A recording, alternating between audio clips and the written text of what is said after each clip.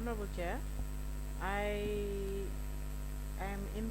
I want to hand over to the committee, and so that the committee can ask its questions or the questions it has for the time being. Yes. All right. Thank you so very much, Council, for that, Mr. Tambedou. I am so, you can see we've not even finished with you. and I am so we will definitely need you again. And I think we will have to plan that again. Now I understand. We will plan that. Maybe it can be virtual, but we will definitely plan something for. Because I'm not sure we'll be able to finish with you today. Well, you know, Mr. Chair, I was reluctant to interject right from the start because some of the issues that were covered really I don't want to appear to be questioning the relevance of the issues, but from day one many of the issues about the cabinet decision, etc., could have been saved because these are matters of public record. You could establish the facts to document the evidence and then go straight to the heart of the issues. But now that we're here, the problem is time for me because once I go between now and December, it will be extremely tight. I have a very hectic travel schedule. But Mr. Tambedou, do you realize that if you should go into, let's say, sales of assets, you know, yesterday I asked you about have you gone through the report on the valuations and the disposal of assets? You said no. If you should go into that, I'm not sure you'll be able to answer any questions regarding that. So yes, I think it's for the cattle and for the livestock and the tractors, but even the properties, even the property, you will be able to locate each and every property where they are and how much they sold. Are you able to do that? Yes, we will ask you those questions. I know. Yes, because the reason why we'll be asking you those questions, one, you were the Minister of Justice, responsible for, you know, the issues of the recommendations of the Janet Commission, even though it's government. Two, the ministerial committee responsible for executing some of the recommendations by the Janet Commission. You were the chairperson as well at the time. So of course we will ask you those questions. And the Office of the Registrar General and the Register of Companies, and these are all under you. And they were executing some, you know, responsibilities under your direction as well. So that is why those questions are coming. And of course, to be able to put those things together, maybe Council started from somewhere to understand exactly what was in the mind of the government in the disposal of these assets, you know, and all that. And I think he did very well on that. I mean, don't downplay that. That was a very important role for this committee to determine exactly how these assets were disposed. Because remember, that is part of our mandate as well. Yes. No, indeed, Honorable Chair, I am not downplaying that. I'm just saying government is not a one-man entity. And some of the issues that you have correctly raised, which I think are relevant, there are offices of record in government. It's not like I was the one who was in charge of government. Decisions by cabinet are there. It's the office of record holder who can come here and provide these contexts, because that's what they're there for. Otherwise, if I were to pass away, does that mean the government will not be able to account for the actions that occurred at the time? But so we also realized that there were some actions taken that were not documented, and then you can only be here to give us, you know, that memory. Indeed, absolutely. Exactly. Institutional memory is I think always helpful and useful. But anyway, we are here now, and Honorable Chair, before you continue, or before the committee continues with the witness, I would just like to add that as the committee assesses the disposal of the sale and disposal of assets, it also, part of its mandate is to look into the process in which it was done, the process in which the government arrived at the sale and disposal of the assets. And this cannot be done without looking at the very foundation of the entire process, which is the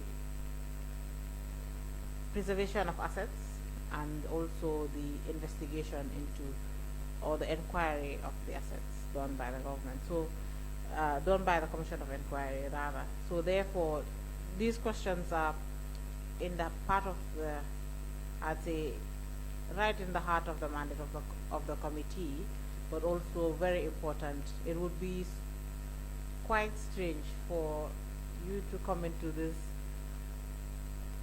take that seat, and the first questions you ask is how was the sale conducted? I'm sure you would be the one that would say, let me provide some context, since that is something that you do like very much.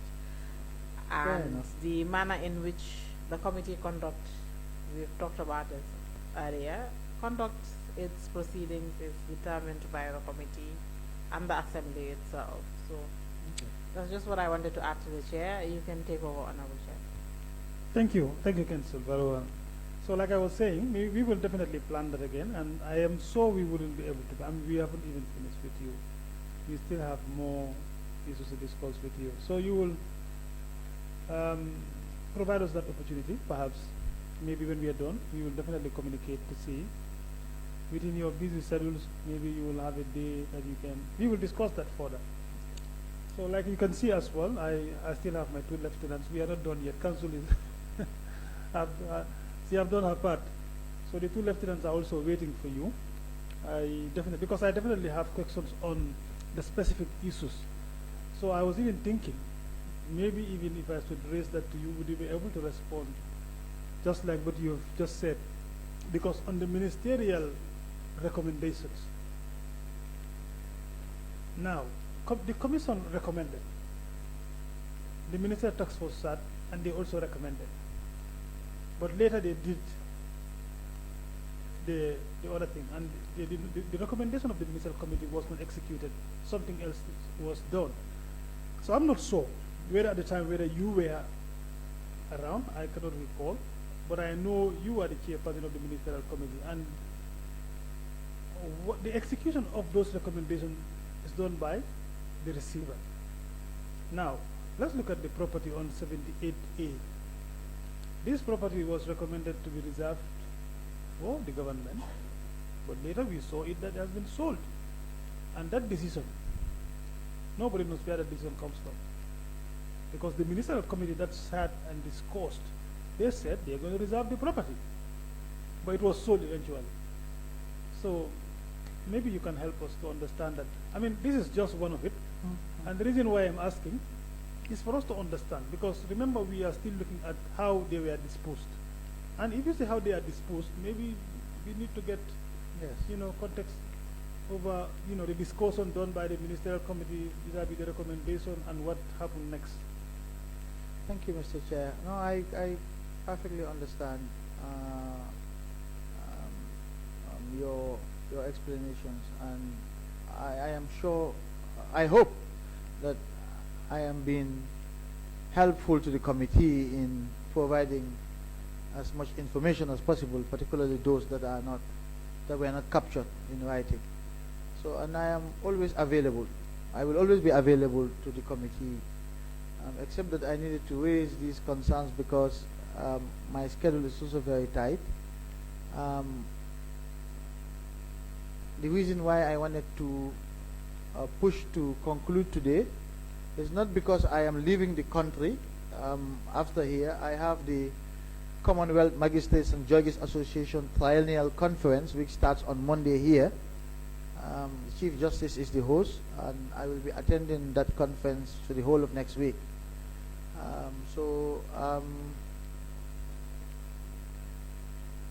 We can discuss later what may or may not be possible in that window. But in terms of the disposal of the assets, I know as a matter of process that the ministerial committee would identify the assets to be sold and then convey those assets to the receiver to sell. So I will be very surprised if an asset was not identified by the ministerial committee, yet it was sold by the receiver. That would be a surprise. Having said that, I know that mistakes do occur everywhere. And if that were the case, I would attribute it more to an error rather than anything else, especially if the sale was conducted transparently. I don't know really the particular facts, but I know that the ministerial committee specifically identified properties, conveyed those properties to the receiver for sale. And so any properties that were not specifically recommended wouldn't have been sold by the receiver. So we may have to go back to the record to identify whether those properties, whether the list conveyed by the ministerial committee included this particular property on Hagan Street. Certainly, yes. I have it in the ministerial committee's report. It is there as listed for sale. It's listed. It's listed to be reserved. To be reserved. But it's eventually been sold. That is 78A Daniel Goddard Street. That's Hagan Street. The property is sold. But why would the ministerial committee include a property that is to be reserved? Because we only identified properties that are to be sold out of the long list. So if we don't identify the property, then it means it should not be sold. So that's the concern. Yes, why would it be in the report? That's the concern, and that is the reason why I said, let me... Can I take a look at that report quickly, Mr. Chairman, if you don't mind? Okay.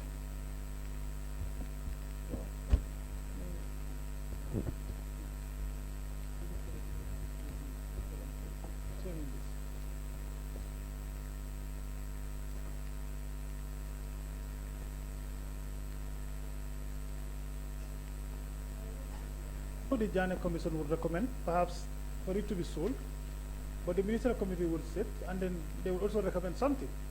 But later, they eventually sold it. So it means that decision, and even if they to sell it, perhaps maybe that should have been, there should be a communication to that, to say, okay, maybe they have changed the position. And that should have been in a meeting as well, and it did not happen like that.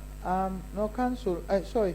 Honorable Chair, I believe this is the recommendation of the technical committee, not the ministerial committee. No. Maybe thought you can flip the page at the other side. Maybe you will see, flip it again. I think you will see something like the ministerial committee report, final report of. Read that part. What did it say? I was the one, yes, it says here, Annex 1, final report of the Interministerial Committee pertaining to the properties that have been forfeited by the state pursuant to the Commission of Inquiry dated 9th June 2020. It was sold in 2019. Yes, I am looking at this report, Mr. Chair, and I am the one who would have drafted the ministerial committee report to cabinet, and I can assure you that my draft did not include the list that you have here. I am the one who drafted the ministerial committee reports to cabinet, and I have never attached this list. This list looks like the list that was given to the ministerial committee by the technical committee, which was an advisory committee, but was there any minutes to the ministerial committee meetings? Because yes, there are, and it's actually included in the. But these minutes were never signed. Nobody ever signed an attendance list of the minutes, because we have information that there was no minute of the ministerial committee. There was no attendance list. Well, we did not have any record of that. I have minutes, okay, which I circulated by email, and there was a report to cabinet by the ministerial committee, which also identified the list of properties that were recommended by the ministerial committee for sale by the receiver. But this report here, Yes. It's an authentic report by the Ministerial Committee. No, you see, the reason why I'm putting this to you, I just wanted to get facts. You understand? I know the property has been sold already because that is what we have. Even in the sales report, this has been submitted to us by Alpha Capital, has confirmed that the property has been sold. I remember council. I think I am right. This 78A and B was sold. Yes, it's in the receiver's reports. Exactly. Yes. You see, Chair, this is the report of the technical committee. Yeah, but it says, you know, that there is a recommendation part of the ministerial committee. No, it says here, may I read this title for you? Okay. Final report of the Interministerial Technical Committee pertaining to properties that have been forfeited by. So this is the technical committee report. That's why I said I was the one who prepared the ministerial committee reports. So what was your recommendation about 78A and B? I need to check on what the ministerial committee did. But this is the recommendation, this is the advice of the technical committee. I was told Yes. most of the recommendation by the minister on this technical report is Yes. what was implemented. But that's I what mean, I'm saying. There is no major, there's no changes. Yes, but this is so the technical committee was established by the ministerial committee to advise the ministers. But you see the report there, Yes. the recommendation, Yes. whether done by the technical committee, Yes. is accepted by the ministerial committee.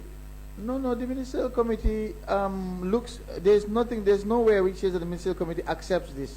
The ministerial committee would go through this and decide whether to accept an advice or a recommendation from the technical committee or not. So the technical committee was there to just assist the ministerial committee in an advisory role. Because it's the ministerial committee that established the technical committee. But now there is no report of the ministerial committee. There are This reports. is the only report given to us as a report of the ministerial committee. I'm telling you there are, and I will produce that. Well, you were not the only minister in the ministerial committee. I mean, I think if that report is there, we should have. Well, we would have had a report of the ministerial committee report. The- This is what is presented to us as ministerial committee report, and I think the recommendations there are for the ministerial committee because the Jana Commission that recommended Yes. the final table or column Yes. is a recommendation of the ministerial committee. That is what the report is saying. So, just to be sure. Yes. That the recommendation of the ministerial committee said reserve the property, but eventually it was sold. So I just wanted to understand, Yes. maybe there is a decision that the ministerial committee may have said, okay, we are going to sell it. And perhaps it would have been done in the form of, communication or whatever, but that did not happen. That is why I said, let me put it to you. Yes. If I may explain. Okay. The ministerial committee is tasked by the president to identify the properties to be sold. And the ministerial committee, in its wisdom, created a technical committee which was an advisory committee to advise the ministers on which properties may be recommended for sale, which may be recommended for government use, etc. The technical committee submitted its report with its recommendations for each property. It was up to the ministerial committee, which has the last say, the final say, as to whether it accepted the advice of the technical committee on each of these properties. So the technical committee might have said, don't sell number 78 Hagan Street. And the ministerial committee decides, no, your reasons are not justified, we are going to sell it. Because the ministerial committee has the last say. Okay. Now, You see what I mean? now understand the point. I Yes. fully understand. Yes. For me, I am referring to this report as a ministerial committee report. But now, Okay. now you said you have the ministerial committee report, the final report. Yes. Yes. Can you please provide that for us? I will provide it, absolutely. I Okay. will provide it. All right. I will I provide it. request that from you. I will So- provide that. Because I have a number of them, I will stop there. Because the properties that should have been reserved for government use or other purposes have been sold. So if your submission is that you have a final report of the ministerial committee that is different from what we have. No, Please it's not provide. different. We're talking about two different reports. Yeah, no, but I am talking about the recommendation. There's I, mean, this- I think the only thing I am interested in is the recommendation of the ministerial committee to a particular property. Yes, but this is not a recommendation of the ministerial committee. Now, It's the- that is why I said your report that you're supposed to bring should also contain the recommendation of the ministerial committee with regards to this particular property, whether it should be sold Yes. or to be reserved. So what the ministerial committee did is to identify a list of properties and give it to the receiver to sell. So if a property is listed there, it means the ministerial committee has recommended for that property to be sold. I'm not sure if I'm making myself clear on this issue. This is a report by the technical committee, which comprise the permanent secretaries of the different ministries. All right, we'll stop it. We'll keep it there. Then maybe we'll Yes. get a report from you, and then we will look into that. I have the report of the ministerial committee that was tabled before cabinet. But this is the report of the technical committee, which comprise the permanent secretaries of the different ministries, and then the ministerial committee comprise the ministers. That's fine. That's Yeah, okay. so there are two committees. So that's okay. I am still not convinced until I get the report. Then I will be able to understand exactly what you're trying to talk about. No, I understand your point. Yes, now. let me help to convince you. What No, what are you not you convinced you about? wouldn't be able to convince me without that report, because I definitely need the report Okay. to see exactly Okay. what was said. Yes. You understand? Yes. So that I will be able to Okay. to take this Okay. into account as well. Okay, So that because is what you will not see in the ministerial report is reference to the technical committee report and say, even though the technical committee has said this, we have decided that. You will not see that. Okay. Because this was for our own internal purposes to see what they have said, because we, the ministers, cannot go through the entire, we couldn't have done this. There is no way we could have done a job like this at the ministerial level. So we needed our technicians to do this, and when we are going through it, we look at whether we should adopt their advice on a property or not adopt their But advice. was there any ministerial committee meeting, and how many meetings do you have, the ministerial committee? Can you remember? We met at least twice. Only on two times? Yes, because when we meet, we recommend a list of properties to be sold. Then the receiver starts the process of selling, and that process takes time. So we don't meet again until that phase is completed. Then when we're about to start the next phase to identify new properties, we convene again. All right, that's fine. But please provide the report. I will definitely. I will, see the I will, report, certainly, yes. I will certainly. definitely. Yeah, I will provide that. Yeah. Okay. I was going to take you on something, but I know two lieutenants will come with that. I wouldn't delve much into that, because when you were having an exchange with council regarding Mr. Barry. Now, when did you know Mr. Barry exactly? I just want a context to this. When did you know Mr. Barry? Because you said you met him in. The first time in 2018 when he came to my office on FTI. That was the first time you know him. That was the first time I met him. I knew about him. I've heard about his name clearly, but that was the first time I met him. Okay. And then from that point, you appointed him as a receiver. Yes, that was in fact when Mr. Barry and Mr. Prom were where their names were being mentioned to me early on. I had never met either of them. But yes, the first time I met Mr. Barry was in 2018 when he came to my office together with Mr. Mustafa Yai.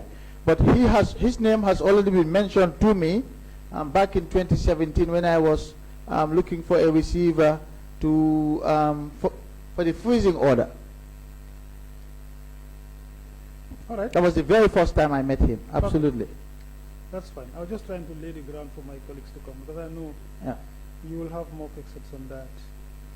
Aside from that, okay, that's fine. You want to go or start from Bo? Okay, Bo can go, and then Thank you very much, Mr. Tambedou, for your assistance in assisting this special select committee. I know we are almost 10 o'clock at night, and we really must appreciate your indulgence to allow us to get clarifications. And you will agree with me that the issue of Alpha Capital we've been dealing with since yesterday. But we are doing this purely to ensure that we get to the facts surrounding appointment and all the other things. I know at the beginning you said that this is a fact finding but not fault finding, which I tend to disagree because these two go together. Because when you find in facts, you may see faults. That's obvious. So just to let you know that we are all into this together. Now, the issue of Alpha Capital again. You see, the Alpha Capital was created in 2017, and they were contracted. Also, less than 2 years they were contracted. And normally, in many government contracts and stuff, you realize that they sometimes may ask for experience in terms of previous assignments of the same nature for the past 1 to 5 years, something like that. Sometimes they may put a value, whatever it is. Now, based on the conversation we have with Alpha Capital, there was no instance where he indicated experience in the receivership as far as the Gambia is concerned. I've not had any other country. Now, that also again puts me back to the same question I had earlier. The rationale of appointing them, knowing fully that they were created less than 2 years. And I know you mentioned earlier about the issue of when you give contracts to Gambians, there is so much noise, but yet still we may use legal firms internationally to represent the Gambia, or some international auditors, whatever, which is also fine. But again, it all depends what comes to the public knowledge. If it is not in the public domain, of course, people will not talk about it. But still now, we want to find out, this Alpha Capital has not shown any experience in receivership, but yet still, you trusted them. Now, I would like to know the grounds, whether you put aside the GPPA Act of 2014, which actually has some requirements in terms of giving contracts to individual institutions, or the Companies Act of 2013, etc. What really was the motivating factor, knowing fully that this is a company that was created less than 2 years and they have not shown any, as far as we are concerned, the evidence is to us the experience in doing the receivership as compared to the previous one that we actually had, that actually has existed for several years, and they can show their footprint in doing this. Thank you, Council. I think this is one of the most welcome questions for me. The first point is that Alpha Capital was not contracted as receiver. It was Mr. Alpha Barry who was appointed as receiver. Now, Mr. Alpha Barry uses the business address of Alpha Capital Advisory, which is Brewfoot, etc. If you look at the appointment letter, letter is addressed to Mr. Alpha Barry, and I can confirm that my engagement with Mr. Alpha Barry was done in his individual capacity, just like my engagement with Augustus Pom was done in his individual capacity. So the issue of Alpha Capital is misinformation, let me put it that way, because Alpha Capital was not the one that was assigned. It was Mr. Alpha Barry. And as far as I am concerned, Honorable, during the transition, because of the transitional justice process, again, we have to contextualize this. Transitional justice is not your everyday governance process. It is unique because it's mostly undertaken by countries that are recovering from violent conflict, or countries that have suffered systemic and massive violations of human rights for a number of years. And so it's meant to provide a transition from those kinds of governance environment to a better and more improved governance environment. And it's unique. And because it's unique, many countries have undergone transitional justice processes and have not done so well in this. Now we know that, I know that, and that is why when I initiated this process as the person who conceived, conceptualized and managed the process, I was very aware and conscious of what needed to be done to increase our chances of success. And that is why I said right from the start that I personally headhunted key personnel to our transitional justice process. And I will tell you, I will share with you today that the key to our transitional justice success was premised on what I would call the doctrine of the 3 Ps.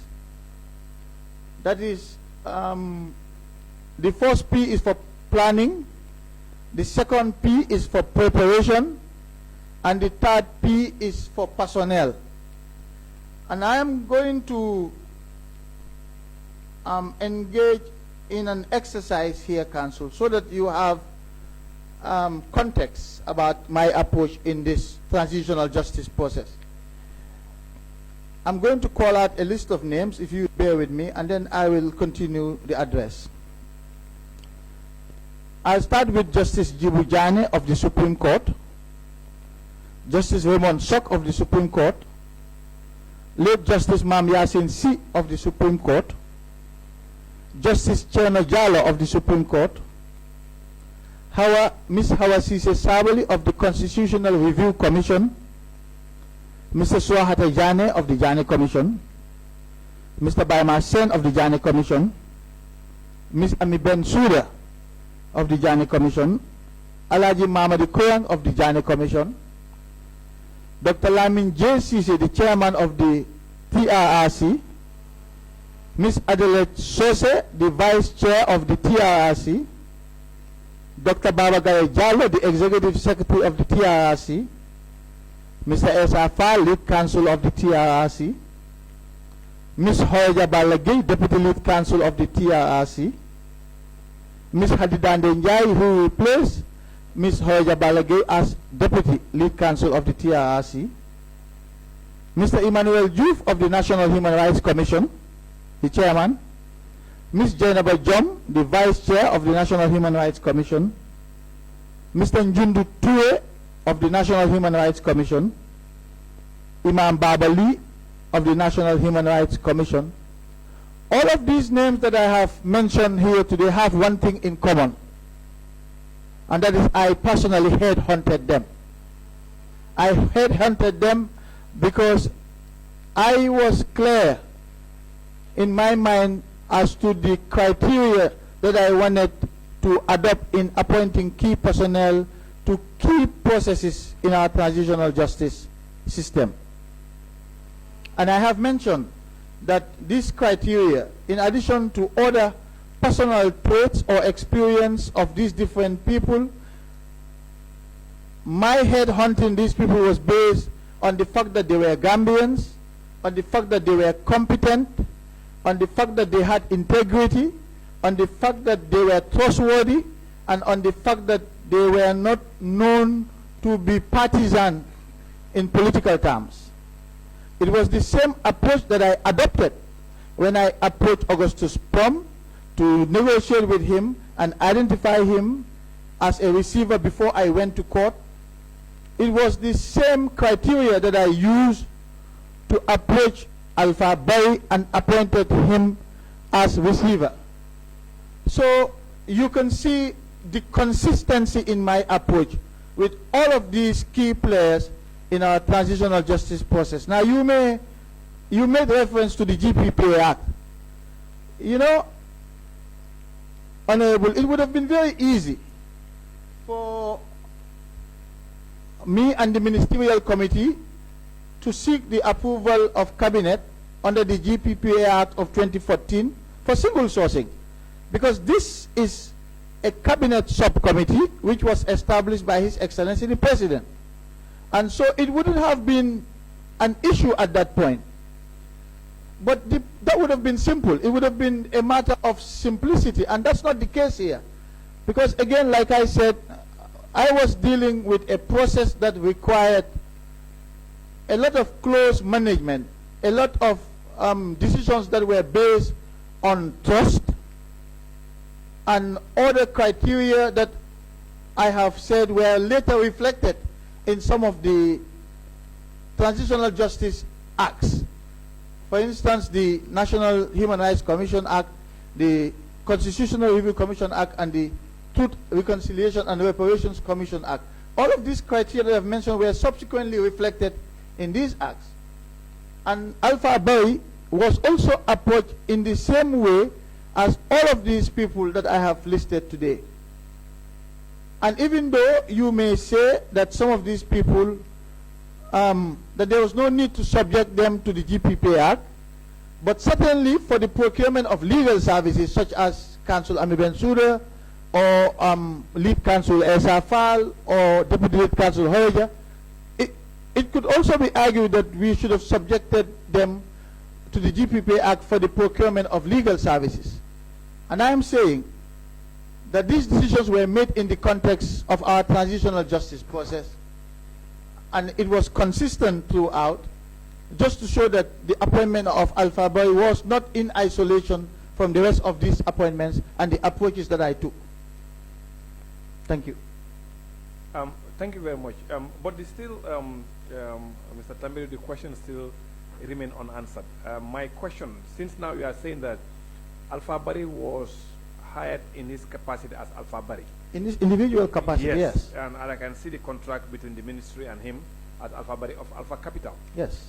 Now, during this process, are you aware of any receivership assignment that was done by Alpha Bari as a person? You see, Honorable, at this process, at this time, yes, my focus was on the experience in accounting and auditing of the receivers.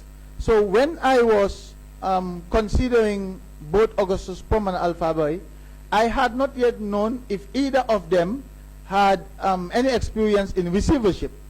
It was subsequently when I was informed about the prior experience of Augustus Pom, which led me to choose Augustus Pom at that point, because he had an advantage over Alpha Boy in terms of dealing with government and receivership. So at the point that I was considering both of them, I had no idea of their background in receivership, but my primary focus was on their experience as auditors and accountants. Okay. So fair enough. And then we go to the suitability of AMRC, and I think the council have gone back and forth with you. Even though I understand, you said at the time the commission actually had mentioned issues that are not favorable in terms of using AMRC, if you agree with me on that. But the same report also has highlighted the issues at the Central Bank of the Gambia, where I can say that the bulk of the loot of the assets of the former president actually did take place at the Central Bank of the Gambia. In fact, the governor, the first deputy governor, second, in fact, were removed during the particular time. Now, if you say the issue of the MRC was as a result of they been mentioned by the commission, and yet still you don't want to deal with them as far as receivership is concerned, but here we have a Central Bank of the Gambia where the majority of the loot that we are talking about here actually has happened in that bank, because it was turned into a commercial bank by the former president and his associates, which actually led to the removal of the governor and then the first and second deputy governors. But yet still, the government dealt with them. So I'm not too sure exactly how can you reconcile the two, because again, even though AMRC was not investigated deeper to find out exactly the extent of their involvement, but we are very clear on the issue of the central bank. Because if you look at the totality of exactly what actually has transpired between the former president, his associates, and the Central Bank of the Gambia, here we are talking about billions.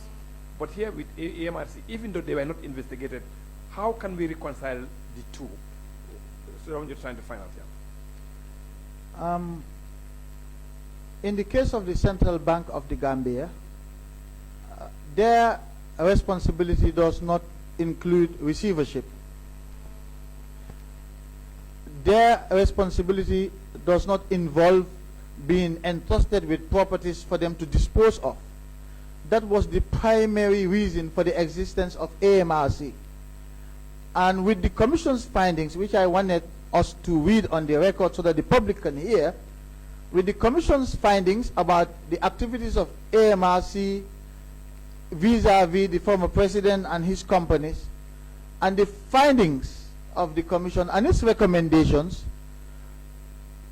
it would have been irresponsible actually for the government to now turn around, despite the recommendations by the Commission, for the government to probe further into the activities of AMRC, to entrust them with the same responsibility that they had in the past, and over which the Commission made adverse findings against them, without necessarily going through the probe that the Commission had recommended. So the central bank did not have the responsibility to dispose of assets. AMRC did. And here we're talking about the disposal of assets. So that is the crux of the matter here. Yes, but you can also clearly see that the issue of the central bank actually was really a more serious matter, because they were dealing with cash, not even properties that you can convert into cash. This is real cash, foreign currencies, dollars, you name them. So it was actually, in worst case scenario, in fact, central bank was in a much worse situation compared to MRC, because they will just put a vehicle at the bay and then just load money, physical cash, and then go away. In fact, they were in a more, precarious situation compared to the MRC. But then, the process that happened at the central bank, where the governor and all they were removed, and everything continued, even though I know you cannot just close central bank like that. Who gave the advice for the governor, deputy governor, whatever, at the time, to be put aside, so that things can go normal? Why wouldn't the same was done at the level of the MRC as well? Because we have the leadership there, and there may be some question marks on them. Why didn't we put them on the side, just like what was done at the central bank, so that life can go with the MRC as well? Well, you're asking me about a decision that a government made. And but you are the advisor of government. Well, yes, but these were policy decisions as to who to fire and who to hire. Yes, but I think based on your position in the cabinet, I think you ought to be the most appropriate person to advise government on whether to do or not to do. Yes, but to ask why were the 3 who were removed from the central bank removed is not something that I can answer. I was not consulted before they were removed. So it would be difficult for me to provide a response. But in this case, Honorable, don't forget that it's the Commission that recommended specifically for the government to look further into the activities of the AMRC, because it could not do so because of the time constraints, but it made findings of fact about the AMRC and its activities. And the primary reason for the establishment of the AMRC is the disposal of assets. So it would be really baffling if the government turned around and entrust the entire disposal of the assets into the hands of this body that the Commission has identified as being involved in a lot of questionable conduct. Yeah, but the Commission also was very clear that government need to probe further, which means in fact they just have only very limited knowledge about the activities. So and then they encourage government to do further because they don't have time, like you just said, for them to do what they recommended. They had enough time to make specific findings about the AMRC. It was not as detailed as maybe the other state-owned enterprises, but it was enough for them to recommend to the government to conduct additional probing into their issues. And so once that has not yet been done, really, I don't see how the government could have entrusted this process to the AMRC when the government was supposed to probe further into the activities of the AMRC. So you're supposed to probe into their activities, yet you're giving them more work while you're probing them. That's just the contradiction I see there. I think for me, it should have been like the end result. what are you trying to get from Alpha Capital that the AMRC actually... From Alpha Bari? From Alpha Bari, yes. Of Alpha Capital, that the AMRC could not do. Because if you look at the three issues that were highlighted by the council earlier, like the property of 57A Daniel Goddard Street was sold to GPA for 1 million by Alpha Bari of Alpha Capital. Then the Future Lake building also was sold to the Central Bank of the Gambia at 100,500,000, and the shares of the Gambia Petroleum was also sold to Social Security, Star Oil, and GNPC, totaling 551 million. So these three transactions alone, like we were saying, is government selling to government, amounted to 262 million. Now, even if you take 10% of that, here you are talking about almost 65 million.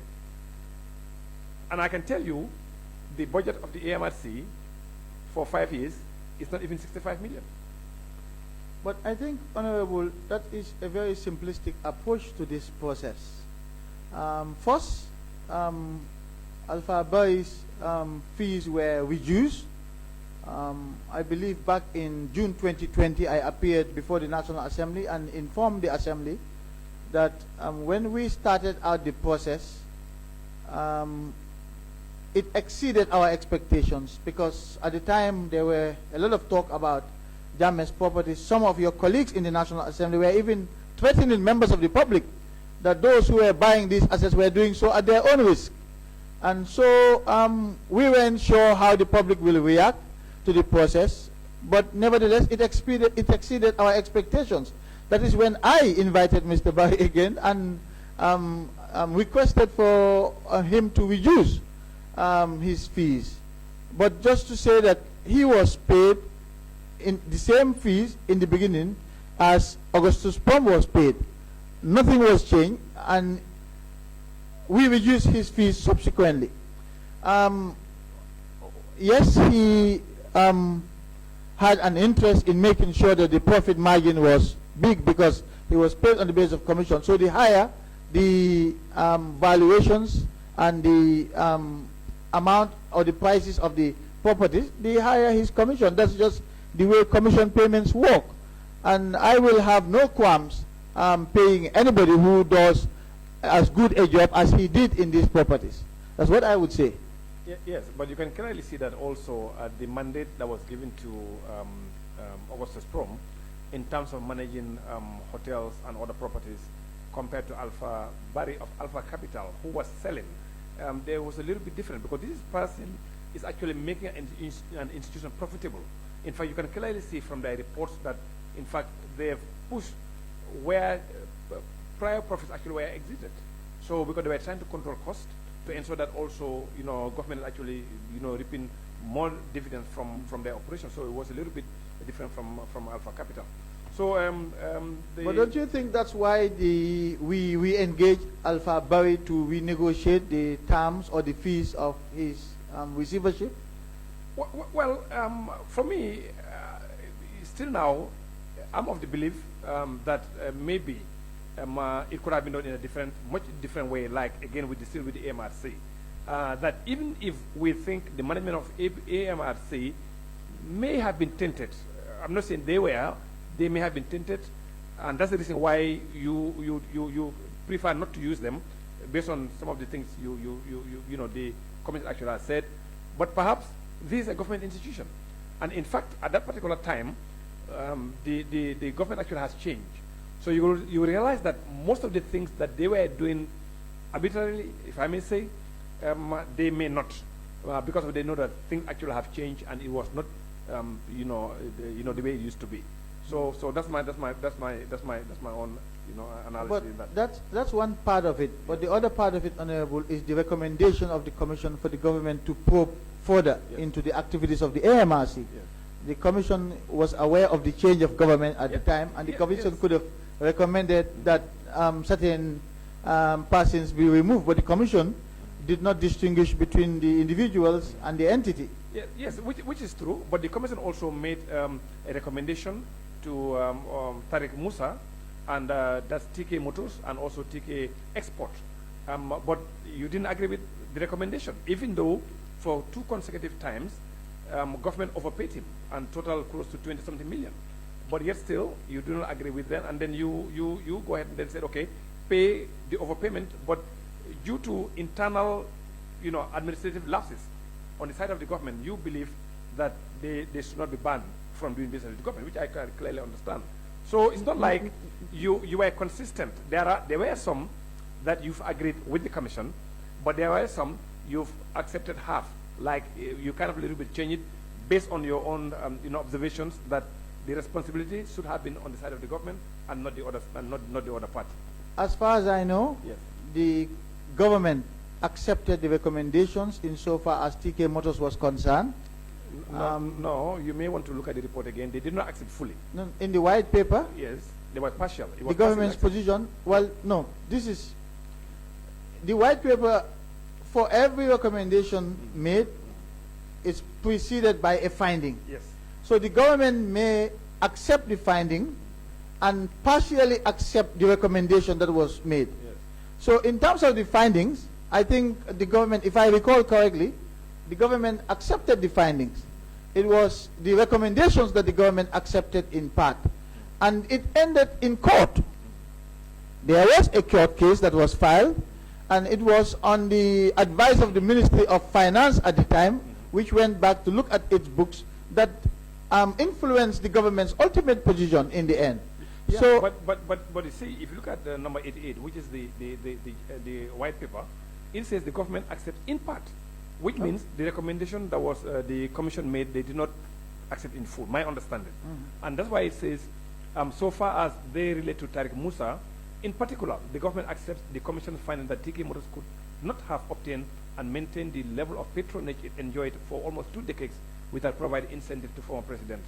So the government accepts that the finding of the TK Motors was overpaid by those two I have mentioned, almost like 38 million, for the yes, but look at what the government did not accept. No, that is the banning, to ban him from doing business with the government because of his Tariq Musa TK Motors and TK Export that was based in Dubai. But we see, Mr. Tambedou, overpaying. Here you are talking about almost like 38 million. That someone actually has overpaid you. You knew, but you did not refund. That alone should have been enough for the government to actually accept. Because any person that is trustworthy, that is truthful, you are overpaid that 38 million in Gambian situation. I think you know, but you didn't refund it. I think your credibility should be questioned. That's it. So again, I do understand what you are saying because again, it was the responsibility administratively on the side of the government. I do understand that. But even if the government administratively was at fault, you realize government's fault. I don't think it's proper for you to keep quiet and not to rectify or to correct government. And Honorable, you're right. But like I said, the matter ended in court. Tariq Musa went to court with the government. The Ministry of Finance, because the Attorney General's chambers represent the government in court, and different government departments are responsible for their transactions, and we can only rely on the facts that are presented to us by that relevant government department. In the case of Tariq Musa, we received information from the Ministry of Finance that in fact, having gone through their own records, our chances of success in court was not high. And so I believe the matter was resolved out of court by the government between Tariq Musa and the Finance Ministry, and the case was dropped. That's what happened. But the reaction in the white paper was the government's deliberations in cabinet and discussions and position in accepting the findings, in accepting in part the recommendations, but in not accepting the recommendation to ban them. That is the government's decision, and I don't. And you are the advisor of the government. Well,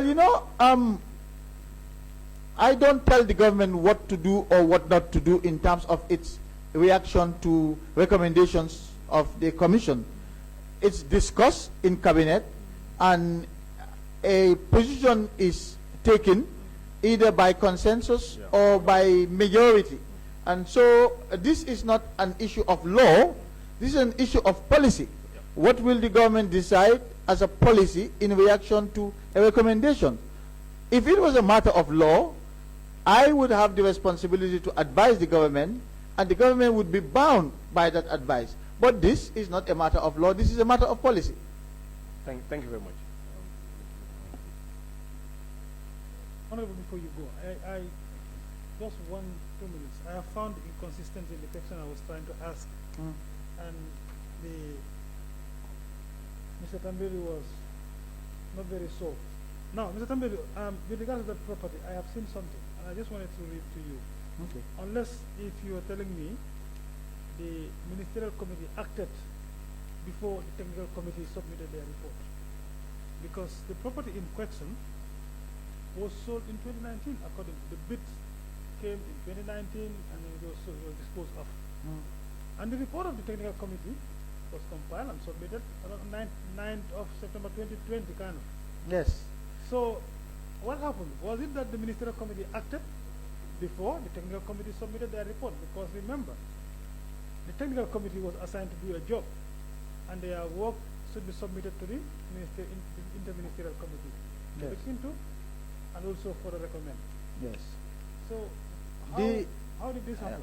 The technical committee was a creation of the ministerial committee. It was the ministers who decided to set up this advisory committee to help advise and go through. Exactly. In the course of that process, the ministerial committee made certain decisions.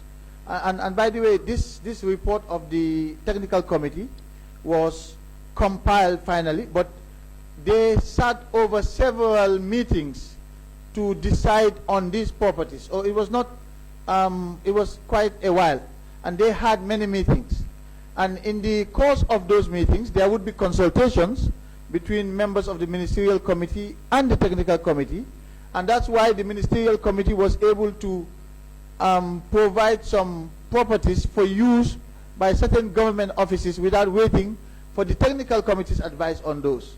So, for instance, if I tell you, I acted selfishly in the case of my ministry to find accommodation for NALA, the National Office for Legal Aid, and I think it was the National Audit, it was the Internal Audit of another audit office who came to me, a National Audit. It's not the NAO, certainly not this. Internal audit. It's internal audit.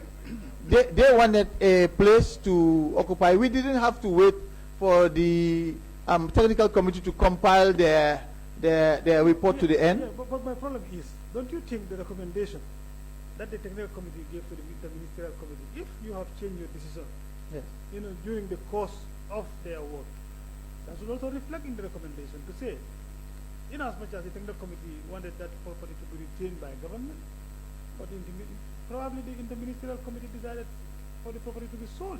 So the property should reflect that it's sold, rather than still, reflecting as being maintained by government.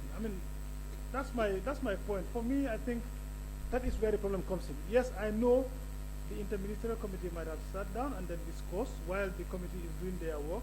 They were also taking decisions based on some of the recommendations they have. But the final report of the technical committee, that should reflect the actions of the interministerial committee. What action have they taken? That's what I'm saying. In hindsight, that would have been possible. The technical committee could have taken on board some of the decisions that were already made by the ministerial committee and include those decisions in its report. Certainly, that wasn't done. So it is what it is. I don't know what to say about that. But you're right, they could have. And mind you, the report I am reading it from is in Alpha Capital submission. Alpha Capital was appointed as a receiver, and then the properties handed over to the receiver by the interministerial committee. That is the ones he has sold. So I would have expected Alpha Capital to submit a report of the interministerial committee rather than a technical committee report. Yes, and Alpha, you see the Alpha Capital, I would be surprised if he had copies of the ministerial committee's report, because the ministerial committee's report was for cabinet. He might have been given a copy, but what Alpha had was the ministerial committee conveying to him the list of properties that he should be selling. If you see what I mean, that's what the ministerial committee, that's the approach the ministerial committee took. It discussed, identified the properties, and those properties are conveyed to Alpha. In fact, they were conveyed by email from the Department of Civil Litigation to Alpha, identifying the properties that should be sold. I don't think it was conveyed in a very formalized way. So, but the Ministerial Committee's report was for Cabinet, and that was submitted for Cabinet's consideration. That's fine. That's okay. I'll stop it there. Okay. But remember, I will still request for that interministerial. Oh yes, I will provide that, certainly. I'll provide that. You can go ahead, please. Thank you, Chair. And thank you, Honorable, for being with us throughout the week. To start with, I just want to connect from where the Right Honorable Mbo actually stopped. And I would make a remark before gauging your mind on a specific issue, because for me, victimizing AMRC might not really be a fair decision. For the fact that, for me, my take is almost every other public servant during Jammeh's days, if the way we are taking issues, for me, every other person should be punished for your actions. Let's take the Ministry of Justice as an example. How many cases have they presided over during Jammeh's days, prosecuted citizens, send them to prison without relying on any specific law, and the Ministry of Justice still continue to exist without being reprimanded? And why AMRC is so special in this situation? Thank you. Well, my response is really to refer you to the recommendations of the Commission, because that is what guided the government's actions. Here we are, the government establishing a commission of inquiry that is independent, that has gone through evidence that you and I haven't had access to, which has made findings of fact about a particular state-owned enterprise whose primary responsibility is to dispose of assets. That's their primary job. And the commission made factual findings about the processes that that state-owned enterprise or that public body was involved in with respect to that primary activity. And the findings of fact were clear that that entity was involved in acts that were unlawful in collusion with the former president. And the commission went further to recommend that the government should set up another body to investigate further into the activities of that public body, because it didn't have time to do so. Now, having made that recommendation, having made those findings, it would have been, I believe, irresponsible for the government to turn around again and to entrust the process of assets disposal to this very state body that the commission has said was engaged in unlawful activities in collusion with the former president. Honorable, I want to believe. Sorry, Honorable Jammeh, for interjecting here, but considering the witness has been talking about the commission's report and has also, we had this exchange.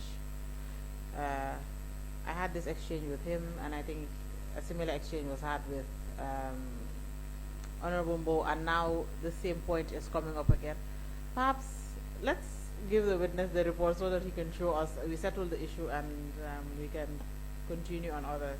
Okay. Right. Yeah. And so you can continue. So I can continue, right? Yeah.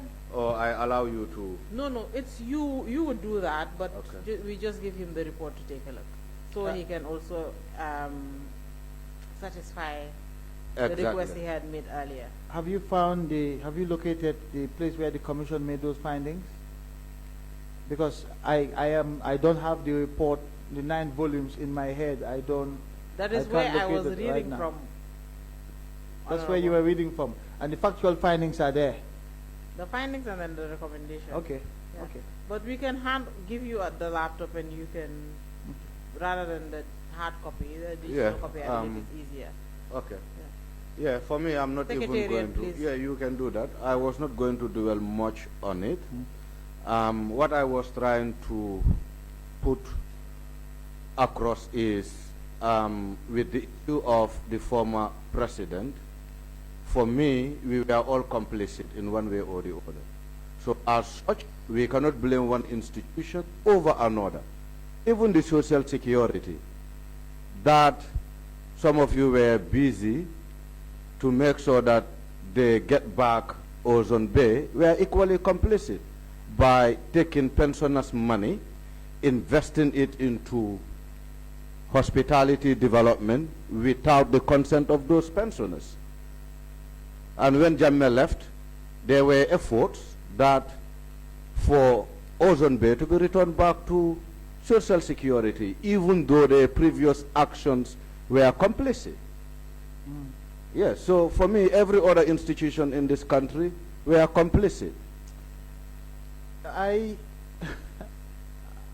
don't know what to say in response to that, but what I do know is that AMRC's situation is unique because the primary purpose of establishing AMRC is to dispose of assets.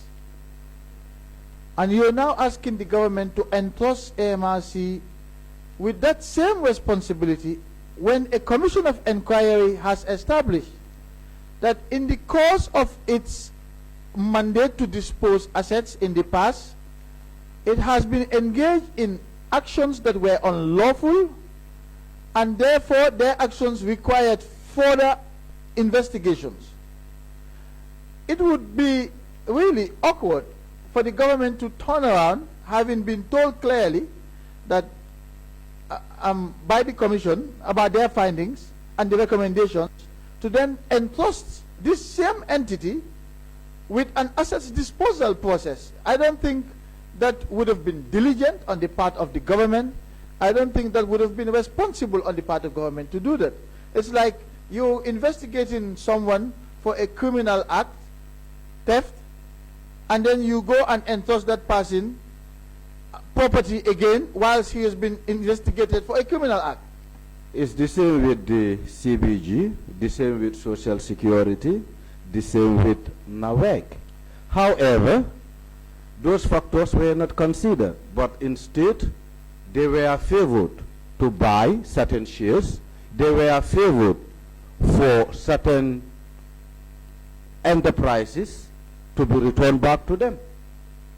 And with AMRC, even though they were also complicit, for me, they should have also been given the chance, because for me, you said it from Monday that during Jammeh's days, no one was with your right set of mind.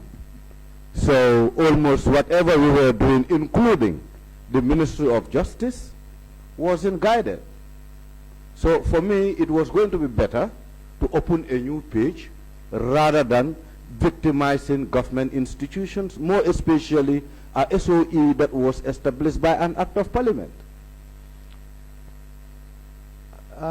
I take your point, Honorable, but the government was guided by the Commission's recommendations, and the government acted using its best judgment at the time regarding those recommendations.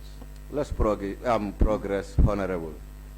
Maybe my next question wouldn't be that convenient, but it has to come.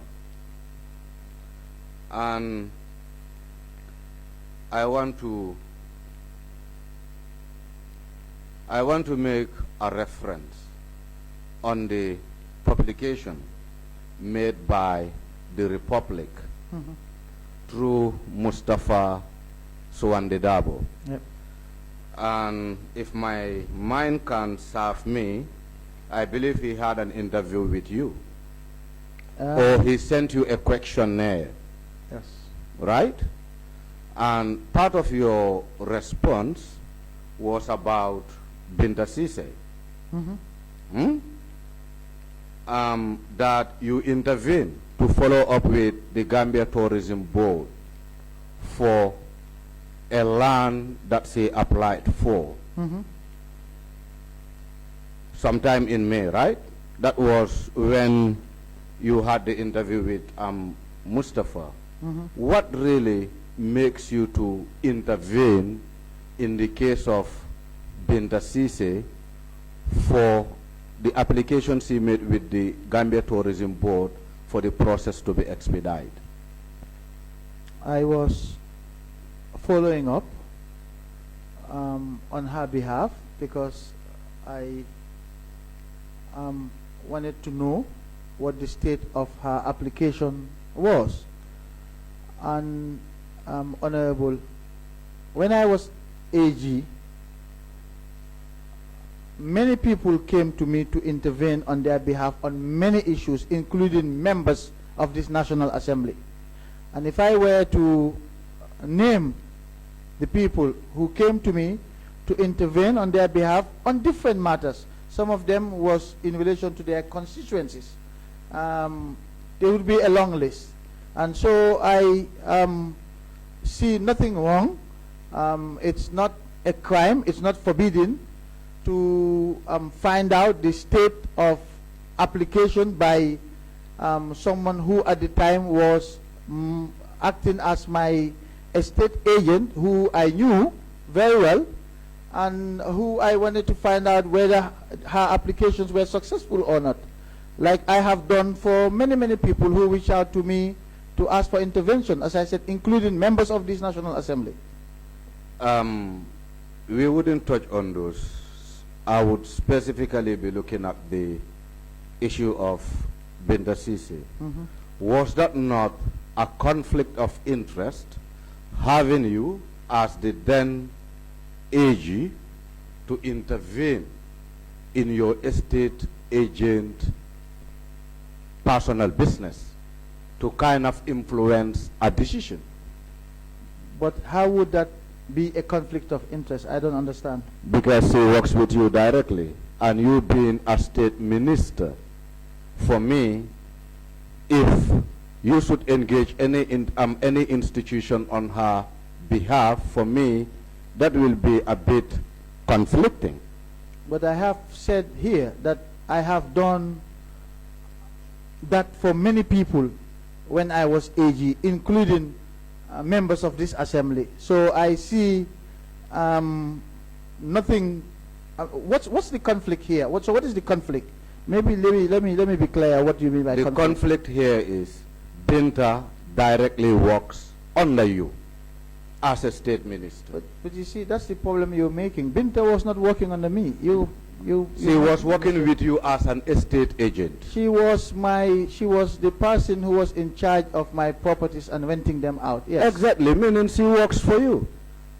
Yes, I was paying her for work. Exactly, under your authority that she was managing that estate or those estates. So that makes it a conflict of interest for the fact that she was very close to you, for the fact that she was working with you, and for the fact that you were a state minister with so much influence. For me, I would take it to be conflicting, because it was going to be better for someone else to engage the Gambia Tourism Board than you. Honorable, with all due respect, and I believe I have been very respectful to all of you, and I would want you to reciprocate that respect to me as well. And your words that she was very close to me were really unnecessary. Now, you may choose to believe whatever you want to believe. I do not care a dime as to what you believe. But I am telling you the facts as they occurred. She was someone who was managing my properties. She applied for land in the TDA. She informed me, this is Gambia, people ask for favors. She wanted me to find out what the process at the stage of her application process was. I willingly did that. I only inquired, and not even with the tourism development, not even with the tourism development board. My inquiry was not with the tourism development board. But if that's where, is that the route you want to go down, I am happy to go down there with you. My inquiry was not with the tourism development board. If you persist, I will tell us your intervention was with which institution regarding Binta? Well, you're using intervention. Now, again, that is misleading, because it was not an intervention, it was an inquiry as to the stage of the application process. And in any event, Council,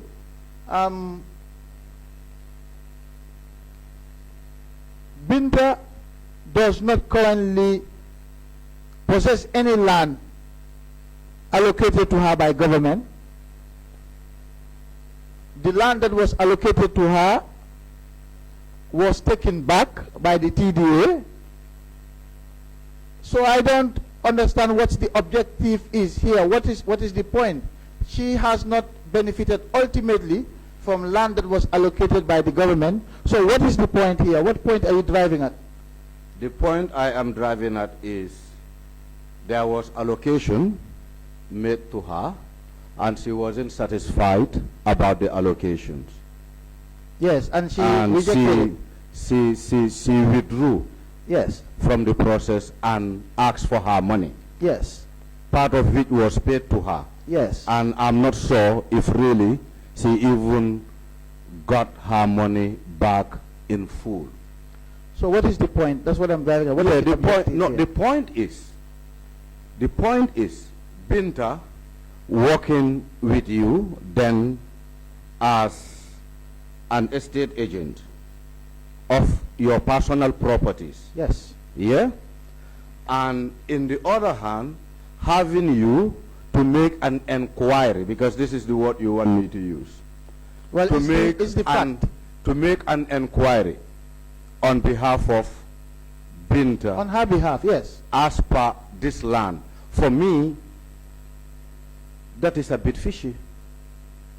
You can believe what you want to believe, Honorable, but the bottom line is that against the law to inquire about a process? You know, I just want to find out whether you think that's against the law to make inquiries. it will be too early to draw a conclusion on this issue. Because, to be honest with you, Honorable, I'm not here to answer questions. I am here to ask questions. But the questions you're asking have to be relevant to the inquiry here to start with. And secondly, if the line of inquiry is about an unlawful act, then that's fine. But to raise a line of inquiry because you perceive that there is a conflict, I don't know if that is helpful to this inquiry or to yourself or to me. Honorable, do you know why I take up this issue? Honorable. Just wait, Honorable. Please go ahead. No, Chief. kindly. No, just wait. Let me just say this before you come, because sometimes, you know, for you, when you talk reg, that's the end of it. I cannot go further. So, the reason why I am bringing this, I pick up this issue from an interview you conducted with a journalist. I didn't just pick it up from anywhere. Yes. So as such, I feel the matter is as relevant as anything to this subject matter. And how is the relevance? Where is the connection? The connections are the land we're talking about is a state land on the TDA. Yes. And the process of the application by itself, even with some reports of the National Assembly, is already been flagged. Yes. Looking at the tourism petition report, Yes. that was adopted by the National Assembly. So the process of that application by itself has issues. Yes. And having a state minister involving himself to to make inquiries, for me, I think it's totally unethical. Okay. I respect your view. Thank you. I think we can progress, Honorable. Yeah, actually, before you go further, I just wanted us to take this very civil. I mean, we definitely have to, the communications should be very civil. Like, let me say it that way. Like I said earlier, when we are doing fact-finding, I mean, we need to put emotions aside to ensure that, questions perhaps are answered in a way that will also benefit the committee at the end of the day, because we do not want to bring any witness here to actually frustrate or kind of put words that will anger the witness. That is not our intention. And also we do not want members of the committee to feel, upset with the response of our witnesses. So we take it very civil. We can ask questions and answer the way questions are asked. At the end of the day, this is going to benefit all of us. And I think that is what I wanted to put across. Honorable, thank you. Yeah, thank you, Chair. And I knew very well that those questions wouldn't be really convenient for Honorable. Oh, no, I don't mind at all, so long as you accept the responses that I give to you, because when I respond, you throw back other questions that are unhelpful. So, but I don't mind at all. In fact, it's an opportunity for me to clarify these issues. And for me, Honorable, with all honesty, that's the way I take it. For me, what I believe is this is an opportunity for you to provide this committee a clarity, more especially an issue that you spoke about on the media.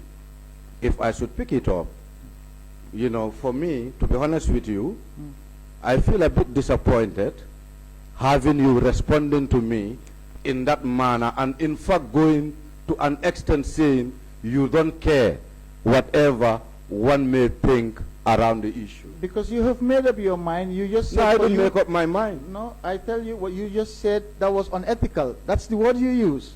Yeah, because of your response. This is why I have to conclude in that direction. However, let's progress, Honorable. I think we have a lot of questions, and time is against us.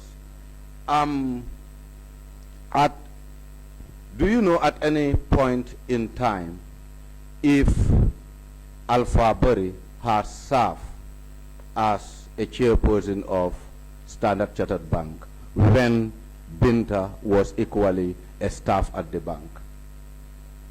If I knew if Alpha Boy served as chair of the Standard Chartered Bank? No, I was not aware of that. You were not privy to it? No. Thank you. I just want to, for the purpose of the records, let you know from the investigations we made, or I made, it have come to light that Alpha Berry was one time the chairperson of Standard Chartered Bank.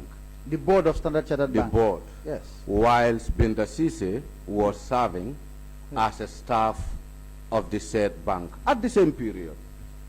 I am sure there were lots of other staff of the Standard Chartered Bank at the time when Mr. Alpha Boy was chair of the board. I don't see the connection there. No, I'm just trying to pick maybe where your relationship began with Alpha Boy. You're trying to pick where my relationship began? I want the connection. I want to determine where that relationship starts, because you said, from your own words, you said you met in Maka, which Alpha Berry also told us, even though you once met here once. Twice. Twice, right. Yes. But also you met in Maka. That's right. And with Alpha Berry even, he told us a different thing. He never told us that you met in the Gambia for 2 occasions. He said you met in abroad, where the discussion of the receivership was initiated. When he was pressed, he was able to inform this committee that the meeting was in Mecca. Yes. I don't know the context in which Mr. Boy provided that response, but I'm sure Mr. Boy would not have failed to tell you that I first met with him. I don't know what he was asked, but I am telling you that insofar as the receivership was concerned, the discussions, that was first held in Mecca.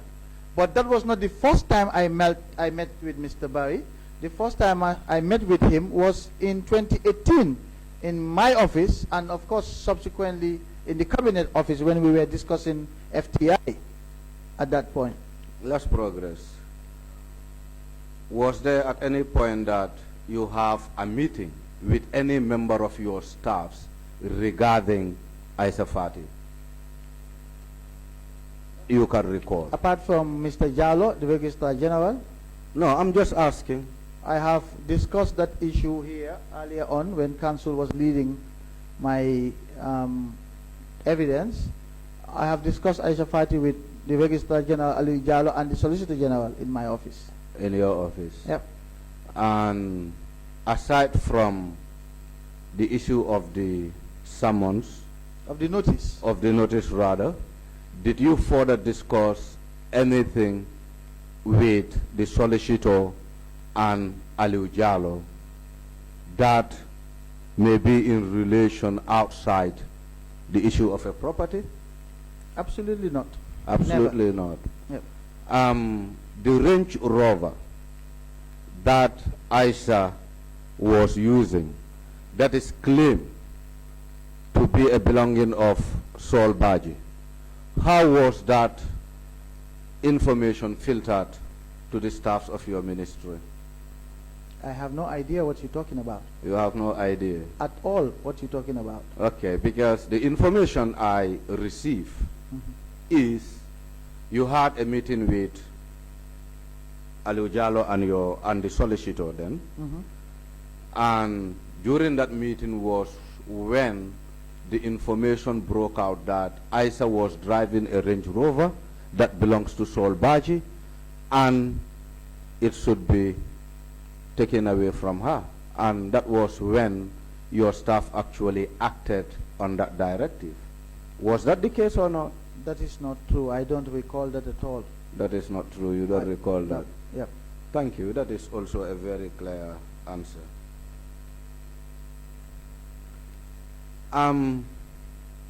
It will be of interest for this committee to know why do the ministry choose not to continue with prompts as a receiver? Was there any specific reason? Well, the ministry, by virtue of the Anti-Money Laundering Act, which I read, had the option or discretion to continue with Augustus Prom or to let the receivership expire. That in and of itself is separate from the recommendations made by the Jani Commission for Augustus Prom to be replaced as receiver. And I will tell you for the record that most likely the ministry would have continued with Augustus Prom as receiver, but for the recommendation by the commission that Augustus Prom be replaced by another receiver. So, what the influence to changing a receiver emerged from the recommendation by the commission? Yes. That is right? correct. Good. Honorable, now I want us to look at minutes that were actually shared by prompts. And I think it will be indeed very fair to actually thank Prompt for, the way he is organized as a receiver, because we ask you if your ministry were really taking minutes of meetings, but you said not every other meeting was actually documented in terms of minutes. And what we saw from Prompt was he was very organized in terms of, getting minutes and in fact capturing minutes of meetings with ministries. Now, my question is going to lead me on some properties on the meeting that are related to hotels like Sun Beach, and also this one is a Wolof word, and my Wolof is not good, I have to see. And also Jandula. In your memory, do you know who these hotels belongs to now? Which ones? Jendula and Jandula, Sun Beach, Sheraton, you know. I don't know who they belong to now. You don't know whether they were sold or not? I do not know. No. You do not know. Okay. That is also fine. We will do our finding. Yes, please. Good. Mr. Tambedou, I was waiting for the appropriate time to come in again for two things. I think two statements came out for me that were very undesirable. And I know you as a respected, statesman. I've known you since I became parliamentarian in 2017. I've never seen you making this type of statement. And if you should make that statement in a committee of this nature, of course, I'll be surprised. And I think I'll have to throw that back to you. I'm so you will realize that you've said something that you should not have said in this committee. Yes, I know you will avail of the opportunity to withdraw that statement, and of course, I know you don't mean it, perhaps, but even if you mean it, you will want to withdraw it. I also want to tell my colleague, yes, I know he has said a statement, and that statement also did not fit well. Perhaps we also have to withdraw that. Like I was saying, the exchange here should be very civil. I mean, what we are doing is to ensure that we gather facts from what had happened, and then draw a conclusion to be able to present a report, but not to, create emotions to anger each other during the course of the work. So I just wanted to throw that back to you. I know you said something, and this thing, I let it go because at the time you were very emotional. If I should tell you to withdraw that at the time, maybe that would be something else, okay? So now is the appropriate time to throw that back to you. And of course, we want you to withdraw that statement and sort of you move on. Thank you, Mr. Chair. Indeed, I shouldn't have allowed my emotions to get the better of me, but I knew that I was here in my former official capacity to help this committee establish the facts about the sale of assets belonging to former President Jammeh. These hearings are no way about individual personalities. And for the Honorable Member for Janjambure to raise issues about ethics that he has no idea about was not right. I am not one who will be disrespected in public because there is an audience watching on Facebook or anywhere. I don't think he knows me. I can be very respectful, but I can also robustly defend myself if I needed to.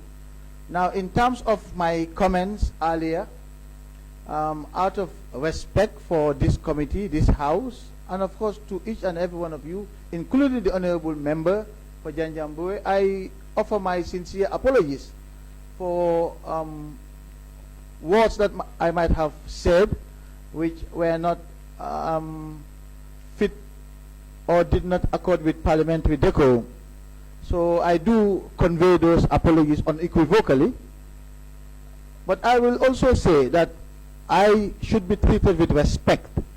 People should not pick up things on social media and bring them here. This is parliament. This is serious state business. And the Honorable Member for Janjambure ought to know that, no matter how carried away he is for his constituencies on social media, I wanted him to understand very clearly my position about that. But having done that, I think you're right. I shouldn't have allowed my sentiments to take over. So I really apologize again. That's fine. Thank you so very much. Honorable. Chair, with all due respect, I wouldn't see this as an apology. He said it outright. He said, I cannot be picking issues on Facebook, bringing them here. I want the honorable member or the honorable former AG to understand that there is nothing that I am picking on Facebook. Let me just say this. The whole exercise that we are doing emerged from an investigative report. Certainly. That has nothing to do with Facebook.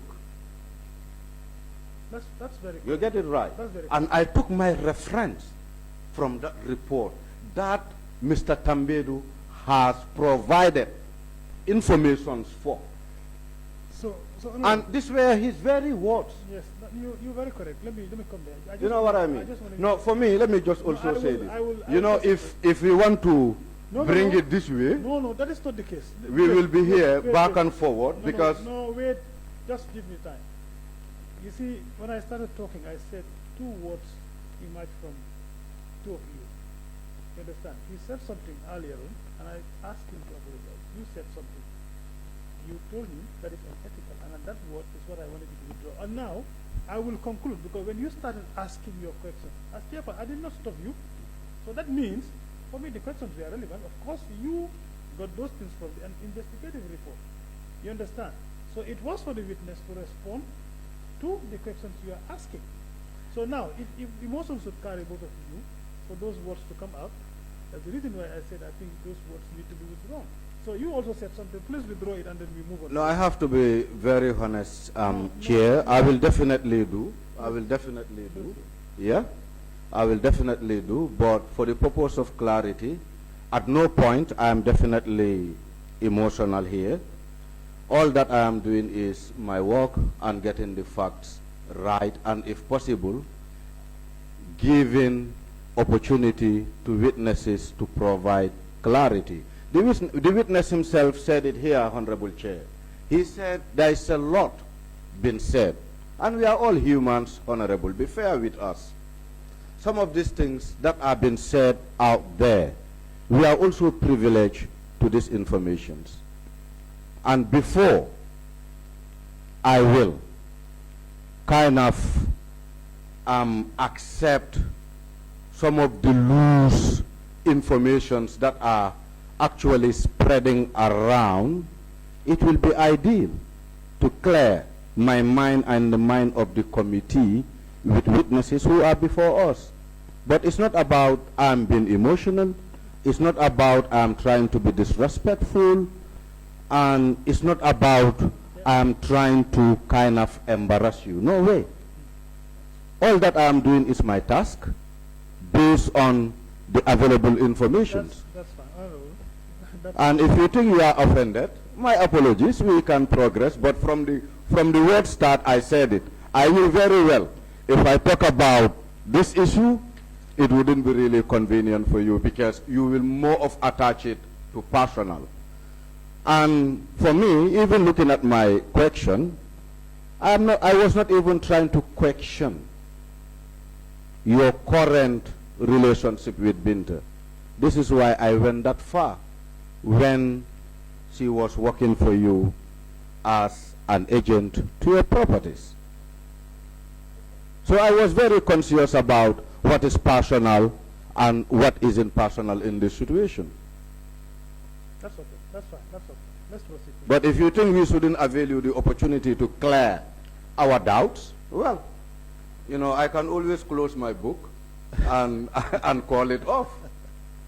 No, Honorable, please go ahead. go ahead, You can ask any questions you want to ask, except that, like I said, it was not a pleasant experience for me as a person, knowing that the allegations that were contained in the report were utterly false. And I did tell Mustafa this. And I issued my rejoinder. I don't want us to get into that. You see, You know, it was brought up by... Yeah, that's what let's I just just- move on and yeah. forget Oh, about please, the please rebuttal. please proceed. Yes. Please. Honorable Minister, or Honorable Tambedou, I want to take you back on a letter, a petition by the ex-Jane commissioners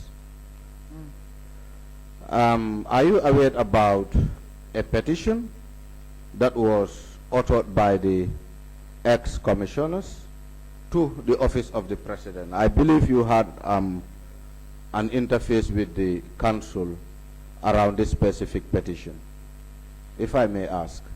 I don't recall engaging with council on the petition from the Jani commissioners, but I know that the Jani commissioners had written to the office of the president making certain requests. So I don't know whether you're referring to this request as a petition or not. I'm not sure. I wouldn't refer this as a request, because the document before me said, in confidence, on top, the address, if I will be permitted, Chair. Okay, please, then you can guide yourself and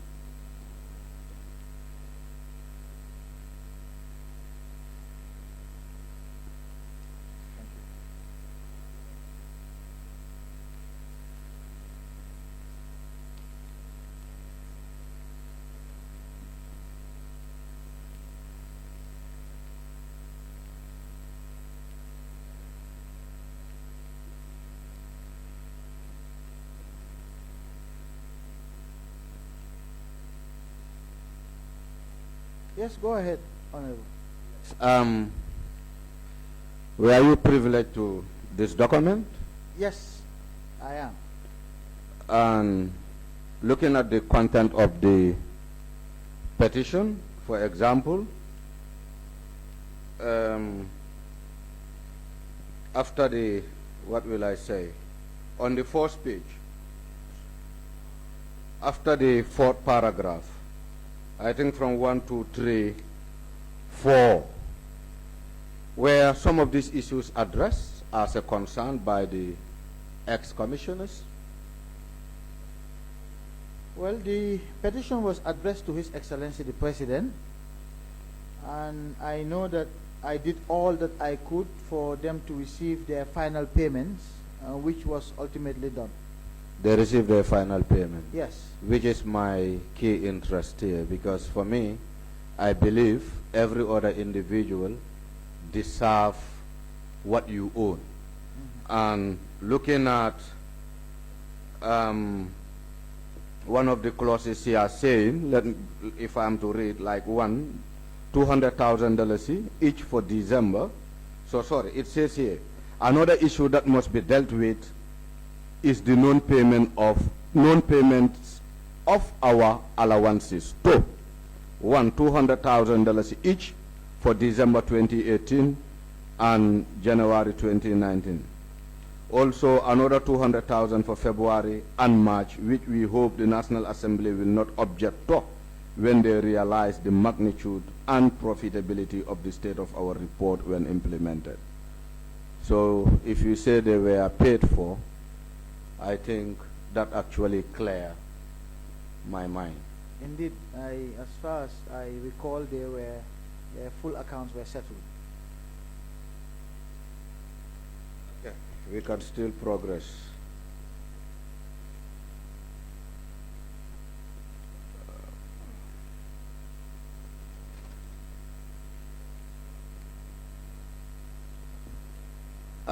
I just want to bring your mind back on the issue of Ford Foundation.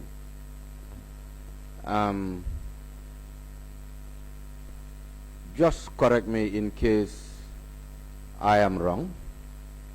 Is it right to say the Ford Foundation engage your ministry and the commission to do certain work for them?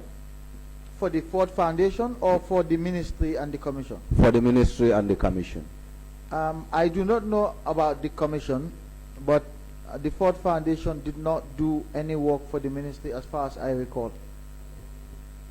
Okay, because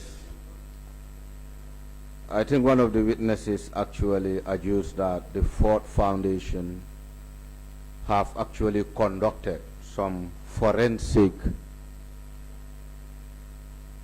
audit. For the ministry? No, for the commission. Yes, that's why I said I don't know about the commission, but they did not conduct any work for the ministry. Yeah, just considering the relationship that the commission had with the Ministry of Justice, I was with the hope that the Ministry of Justice would have been privileged to this information.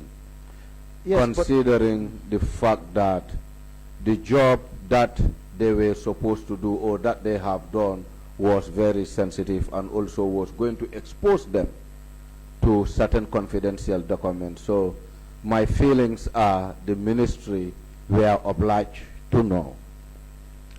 I believe your question was whether the Ford Foundation carried out any work for the commission or the ministry. For the commission or the ministry? Yes, and I was responding that as far as the ministry was concerned, they did not carry out any work for us. What? And I don't. What about the commission? I don't know the commission. Okay. In your response, Honorable, you said there was 1 or 2 American farms that came into the country to support the TJ process. No, I didn't say there were 1 or 2 American farms. There were agents of the American government who came to the country to help us link the sources of funding with the purchase of the Potomac residence of the former president. The reason why I am bringing this, there is something that I pick up from your statement that that is to say, Americans always have an interest. So that interest I want to understand. I think all nations have interests. Every nation pursues their interests. I was just saying, I made that comment in the context that we sought help from them. They also needed our help. So this was facilitated through the American embassy? Yes, my request for the U.S. Officials to come was, I believe. Was this done by writing? I do not recall, but it must have, even if I had discussed this with the ambassador at the time, there must have been communications from the embassy to them, etc. But I don't recall whether we did put the request in writing to the U.S. government. Honorable Chair, with your permission, I want to request that the Ministry of Justice to check into their files and serve us with the communication to the American embassy or the correspondence to the American embassy concerning the support of experts to come and support the work of the commission or the ministry. That's fine. Noted. We will pass the order.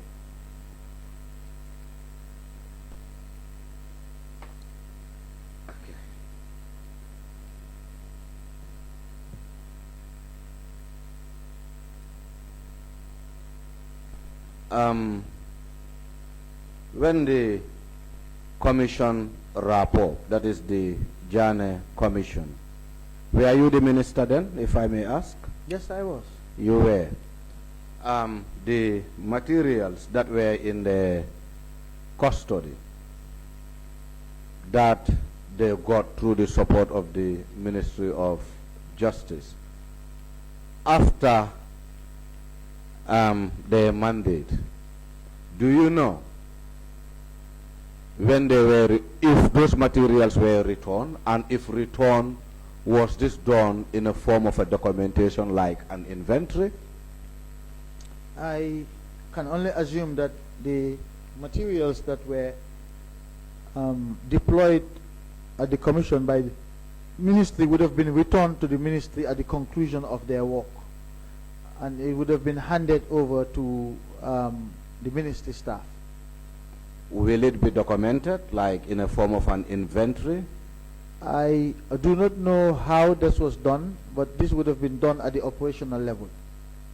Okay, Honorable Chair, I just want to request that or apply that for the Ministry of Justice to serve us with the inventory of the materials that were returned by the Jana Commission to the Ministry of Justice to enable us find out whether the scanner or the scanning machine that was donated by the American consortium firm or whatever, whether it was part of stuffs that were handed over to the Ministry of Justice.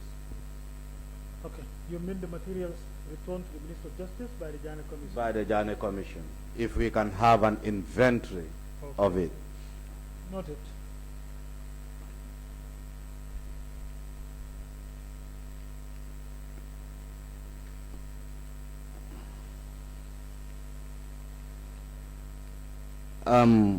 Honorable,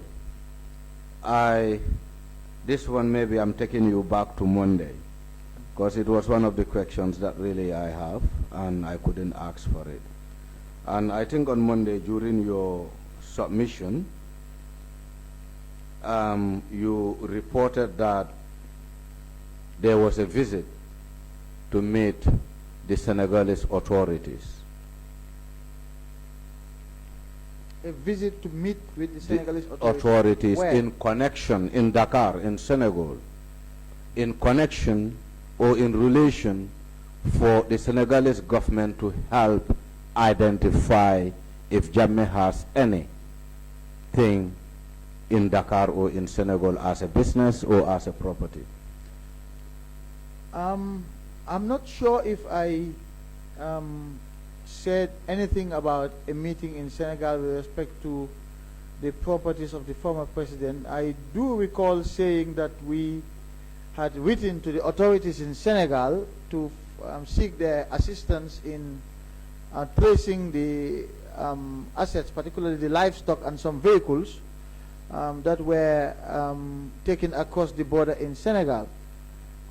The government, in particular the Ministry of Justice, I don't recall ever going to Senegal to establish whether former President Jammeh had a property there. The commission might have done that, I'm not sure, but if I recall vaguely, that probably occurred. I'm not sure whether that's the case, but I'm just thinking now back at events, and it might well have been the case that the commission did send a team to Senegal. I want to believe that the commission or the Ministry of Justice visited Senegal, and one of those that formed part of the team was former Brigadier General Masane Kinte. Yes, but I don't think the Ministry of Justice sent a team to Senegal to investigate the former president. But you have written to them. Yes, we did. As a ministry. We sought their support to help us trace the livestock and the vehicles that were being taken across the border. What was the outcome of that engagement? What was the response in terms of what they found in connection to former president? I do not recall what their response was at this point. But there should be a letter to the effect or to their response. I am assuming that there was, but I cannot recall right now what their response was. I also want to apply that we get this communication from the Ministry of Justice regarding Gambia government engagement with the Senegalese authorities regarding Jammeh's properties or related matters. Noted. A very final question, Honorable. During the period when you assumed the office of the AG, were you using personal gadgets or official gadgets? In what way? Which kind of gadgets? That is the laptops or the desktop that you were using. Also, even with the email, were you using a personal email or an official email? I was using both. Using both. Both personal and official, yes. And it will be possible to have an access to the official? It's an MOJ official email. I am assuming it must be the same email that the current Attorney General is using, because it was the same email that my predecessor was also using at the time. I want to apply, Chair, that we have access to the MOJ email. The official email of MOJ? Yes, the official email of MOJ, not his personal email, the official email. So now what we'll do is, in this case, I think we will have to check for documentation or write 2 Ministers of Justice to request for that. If there's no, we will request, don't worry.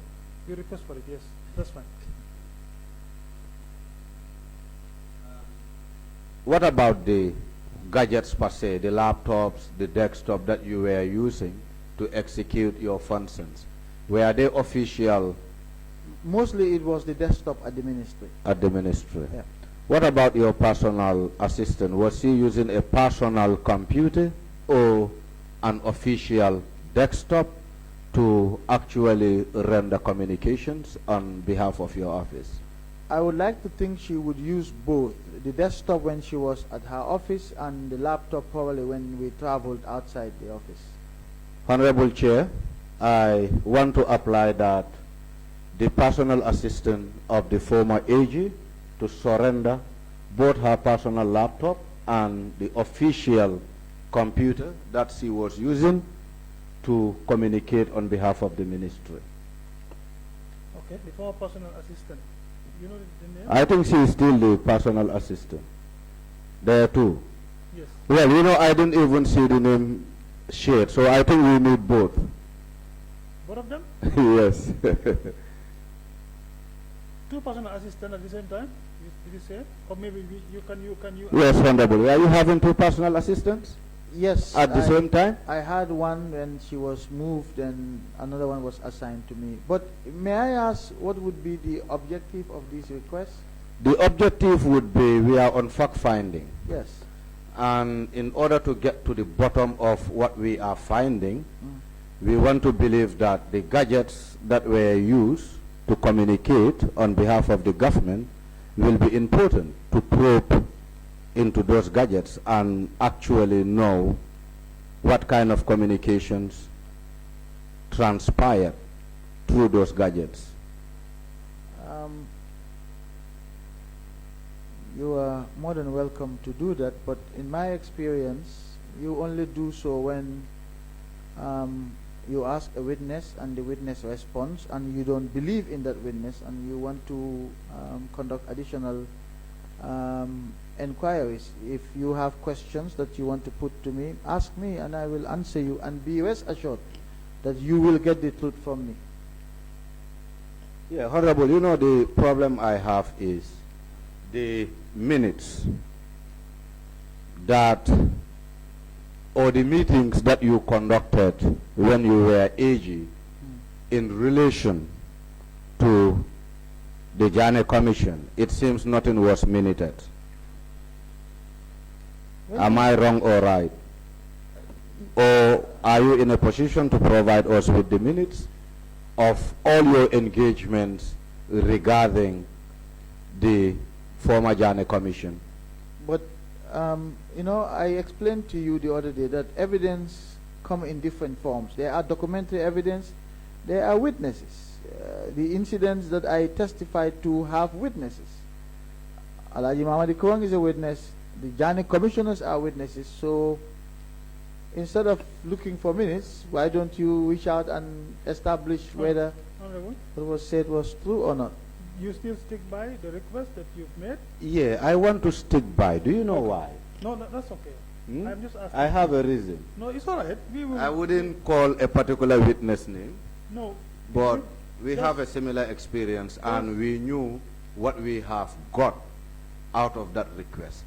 That's For fine. us, it plays a very important role That's okay. for us not to speculate. We will put up the request, yes. I just wanted to ask whether you want to stick by the request. Yes, we will put up that request, okay? Yeah. That's fine. And I think that would be the end of my questions. And once again, my apologies in case I offended you, Mr. Tambedou. No, You know, but bunga answer hule, we shouldn't offend each other. I offer my apologies to you too, of course. No, and- it's and- well and to the accepted, to be committee. honest. Thank you so very much, Mr. Tambedou. So we have come to the end of the day today. I know it's been a long day. It's almost midnight. Of course, I think it's worth it because the exercise we are doing, you realize that you perhaps are a key player in what we are doing, and that's the reason why we are sitting up till this time. We have had witnesses that were with us, but at least we close mostly around 7 o'clock or 8. But because of the capacity you were handling at the time and the role you have played in the processes of the establishment of the Jane Commission and what they have done, the recommendations, you are a key witness for this committee, and that's one of the reasons why we have stayed long. And it has taken us almost a week to deal with you. And up till now, we still have some pending issues to to trace out. Okay, so we will still have to communicate further, like you said. We'll discuss with the legal team to see how best we can rearrange again for another testimony. Either, yeah, we will discuss that. I don't want to say that until, of course. How we much have- more time would you need, Mr. Chair? I'm not sure we will be able to say that now. Because Maybe it we- can't also be No, but we will open-ended. communicate to you. We will communicate that to you. And then you also have, you know, the opportunity to tell us what you think at the time. We will definitely communicate. You are at liberty to do that. Mhm. Yeah, so, I mean, I wouldn't waste much time. I would have allowed you to say one or two things if you have anything to add on before we close. Sorry, Honorable Chair. I believe there's something the witness wanted to do. Okay. That's why we gave him that laptop. If Oh. the witness is still interested, he can go ahead. I didn't have the opportunity to go through what I Everything. was looking for, but I was looking for the portions of the report that he sent to me do not contain the factual findings. It's the entire report that you have. No, it's you know, the Jani Commission had bits of its commentary in different parts of the report. So And classified and compiled according to theme. yes, but they are also compiled according to persons. So Yes. sometimes you would see a finding on a state-owned enterprise under an individual rather than under the state-owned enterprise. So that's why I requested for volume 3, which contains the individuals. We can leave this to when you come back, but you're looking at volume 3. When I come back, am I coming back?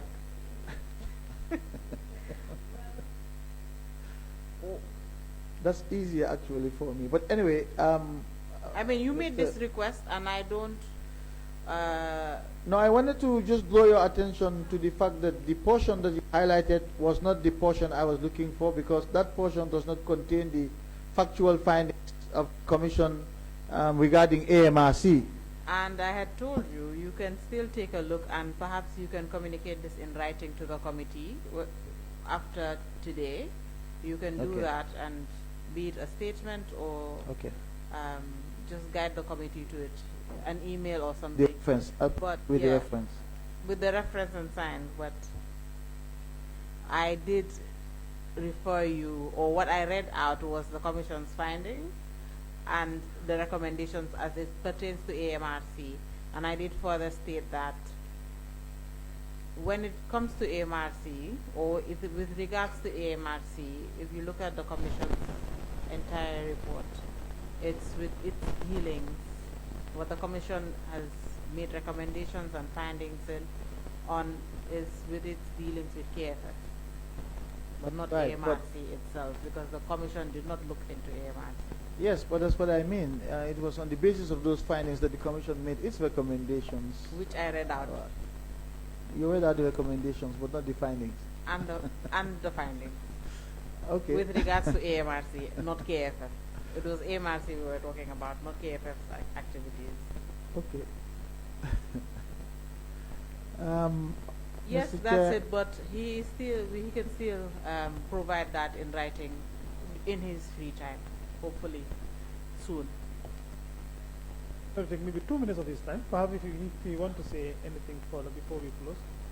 Otherwise, Well, since the committee is not yet done with me, I don't know whether this would be the appropriate That's fine. moment to Yes, that's Honorable make Chair. my final That's fine. comments, but except to say that the reason why I had insisted when I was exchanging with counsel to read the provisions of the Anti-Money Laundering Act was exactly because of the allegations that were contained in the Republic's report that Honorable Jame referred to. And that report clearly stated that I unlawfully terminated the services of Augustus Prom. And I know that Honorable Jame has had recent interactions with Mustafa. But I'm sure Mustafa will also tell you that I've had previous interactions with him as well. And that he got his facts wrong this time. He got them all wrong. And that is why I wanted that provision to be read so that the public will see that the actions of the ministry were based on law.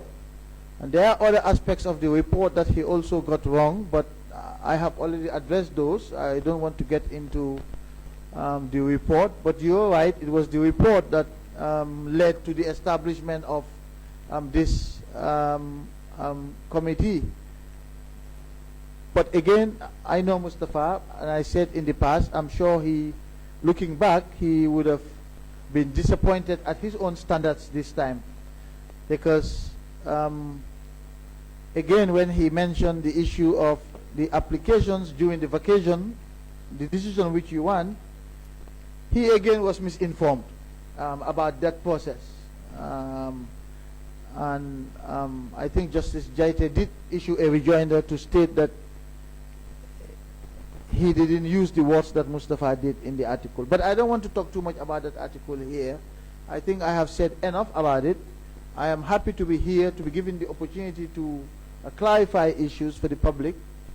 But I wasn't really amused, Honorable, when I was accused of unethical behavior. I have had a career in the law for the last 26 years. And no one inside the country or outside has ever complained about me on anything. And so for you to make a comment like that based on your own belief is unfortunate. But my record remains unblemished both inside and outside the country. And that's not an easy feat for a lawyer, that you work for 26 years without a single complaint by anyone ever, both in and outside the country. And so sometimes I wonder whether it was worth the sacrifice to come back home and serve as Attorney General. Because when people don't appreciate or recognize the effort and the challenges and the sacrifices, it makes you wonder whether it was worth it at all. And sometimes, I have to be honest, I'm human. Sometimes I wonder whether it was worth it when I hear things like this being said. Mr. Tambedou, that's okay. Now, it's all right. We have had you. I was only given an opportunity to perhaps maybe clarify on some of the things maybe you were asked by the council and of course honorable members. Maybe the response was not very clear in your opinion. But with regards to the issue of the Republican report, maybe you will have an opportunity to do that later, not now. Because it's difficult. Even in Parliament, in our rules, you cannot reference somebody who wouldn't have an opportunity to come and clear himself before that committee, of course. And yeah, I understand that. But you are here as a witness, and Mustafa would not be a witness for this committee. It would be fair for him to hear you mentioning his name, and of course, trying to clarify certain things. I want Mustafa to hear me mention his name, because Mustafa knows me very well. Anyway, that may not be in this platform, but here we are dealing with disposal of assets, and then the former AG was right in that. So that is it. So we will close it here. We will have to adjourn today, and then we will resume back on Monday with other witnesses. And thank you so very much for availing yourself for this committee. We know it has been a tough time, not for you, but of course, I know since we started this thing, you have been in communication with our team, and it has taken you long to plan all these things, and finally you are here. So this whole week has been very, hectic. We thank you for availing yourself, honestly speaking. We appreciate a lot. Thank you so very much. We adjourn for today until Monday, 22nd for continuation. Thank you.